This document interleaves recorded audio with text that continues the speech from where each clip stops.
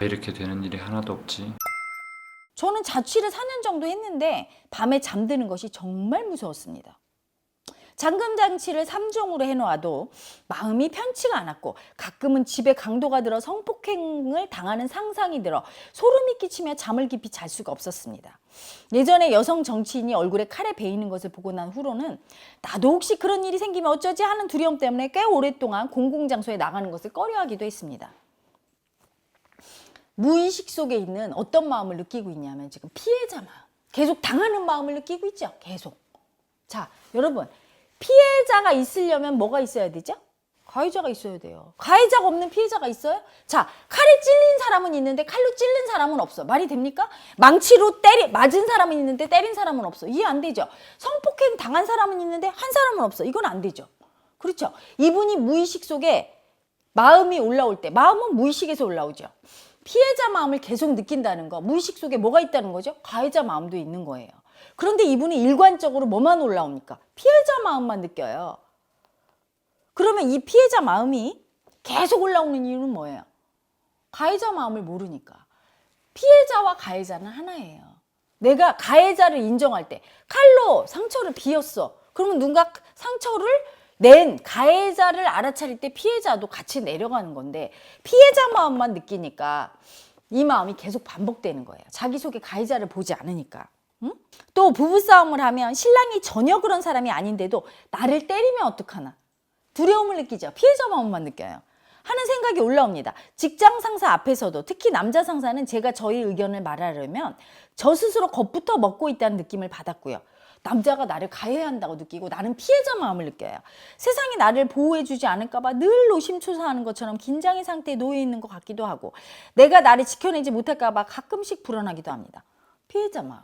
이분은 잘할 때 가해자와 피해자가 노출되는 경험 정보가 많은 거예요. 싸움이나 폭력에 노출돼 있어.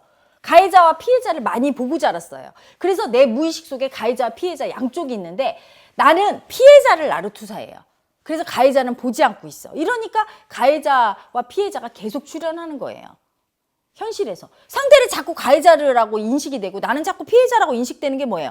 가해자와 피해자로만 현실을 인식하는 거예요. 그게 왜 그래요? 내 무의식 속에 살면서 가해자, 피해자, 폭력, 싸움을 보고 살아온 거죠. 그래서 모든 걸 가해자, 피해자로만 인식하는 거예요. 특별한 어렸을 적 경험은 가정폭력이 있었고 저는 그것을 지켜보면서 커왔습니다. 네, 이거예요. 저는 어떻게 두려움을 떨쳐낼 수 있을까요? 엄마 아빠가 싸웠어요. 아빠가 엄마를 때렸어요. 그러면 내 속에 그걸 보면서 때리는 아빠 마음, 맞는 엄마 마음이 다 저장돼요. 두 개 다. 근데 그래서 이 무의식을 통해서 세상을 투사하잖아요. 그러니까 이 무의식이 세상을 보면 항상 가해자와 피해자가 되는데 나는 엄마를 나로 투사했어요. 여자니까. 그래서 나는 피해자로 나를 투사하고 있으니까 남편과 나의 관계에서는 남편은 가해자로 투사되고 나는 피해자로 되는 거예요. 남편이 때리는 사람도 아닌데도 그렇게 인식이 돼요. 그러니까 그냥 두려워. 엄마 마음으로 살고 있는 거예요. 피해당한 엄마 마음. 그게 가짜잖아요. 그렇죠? 가해한 아빠 마음을 상대를 통해서 보고 피해당한 나를 항상 내 마음을 통해서 보니까 칼로 베이는 여성 정치인을 보면 그 여자가 나로 투사되고 칼로 벤 사람은 아빠로 투사되고 항상 그 관계 속에 있으니까 무섭죠. 특히 남자를 대할 때. 수행 모임에 오셔서 무의식 속에 있는 가해자를 보셔야 돼요. 아빠 마음도 내 속에 있거든요. 가해자 마음이. 그래서 가해자 마음이 인식이 되면 피해자 마음이 조금 내려가요.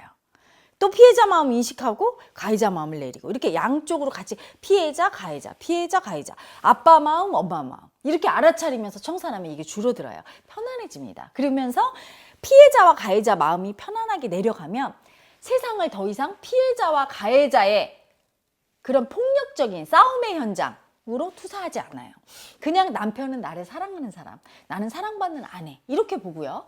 직장 상사는 나를 일을 시키고 나를 인정해주는 사람, 나는 직장 상사에게 순종하고 일을 배우는 사람 이렇게 정상적으로 봐요. 근데 그대는 보세요. 나를 사랑해줄 남편을 어떻게 투사해요? 나를 때릴 사람, 가해자. 그리고 나는 맞을 사람. 머리로 아닌 거 알면서도 그런 마음이 올라오잖아요. 그럼 얼마나 힘들어요? 직장 상사도 나한테 뭐라고 할 사람이 아닌데 가해자를 보잖아요. 무의식 속에 있는 피해자와 가해자 관념이 투사하고 있는 거예요. 현실을 온통 그렇게.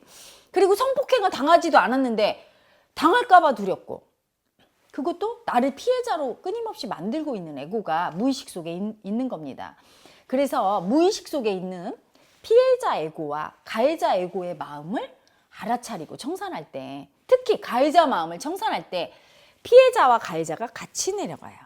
하나만 느껴서는 안 내려가죠. 그대는 지금 계속 피해자 마음만 느끼니까 안 내려가는 거야. 이게 사라지지 않는 거예요. 가해자를 봐야 피해자가 내려가요.